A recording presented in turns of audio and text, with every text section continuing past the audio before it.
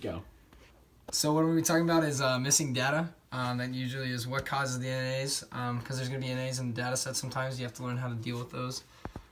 So first thing is not everyone responds to the tester surveys, so that could be whenever they try to do a random survey. Sometimes they pop up in your email and things like that. Not everyone responds to those, so sometimes those observations get NAs. Some studies can't follow up with clients. Sometimes they lose touch with them, so at the end, whenever they try to draw conclusions with it, they can't always follow up with the clients, which causes problems. Sometimes they do tests at centers, usually for medical things, and when it's at multi-center places, and some of the centers don't offer all the services there, so they have to make that variable an NA. Sometimes the equipment fails, so if equipment has a problem, then they have to make it an NA.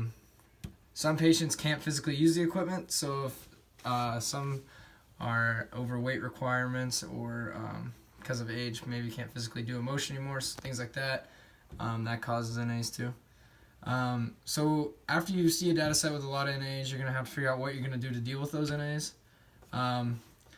So usually you want to make sure the missing data doesn't cause bias, because it can maybe show with this thing here where there is NAs because of the equipment, then you could that would cause bias because you'd know that was from age or weight. And if there is, you just need to know how to appropriately deal with that. If there's large amounts of missing values in a data set, then that's problematic because you don't want to lose.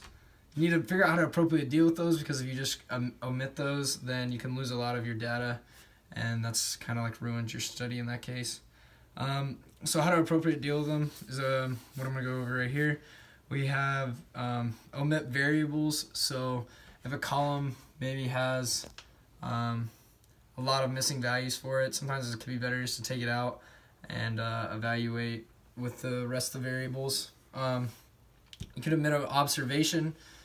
So if a client, say for this medical study, didn't do several different tests or anything like that, maybe it's better just to cut that client out. But you need to be careful with these, just because you can lose a lot of your data sometimes if you just NA omit when you're doing code. It can be problematic. So sometimes the best thing to do is use a mean substitution. If you're using numeric values, a mean substitution will allow you to just kind of put it with the average and keep the same summary statistics, but also get rid of the NA so you can run models and things like that.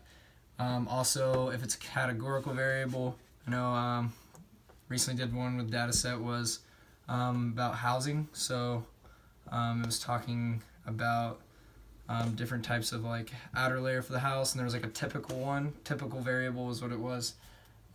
Basically the average.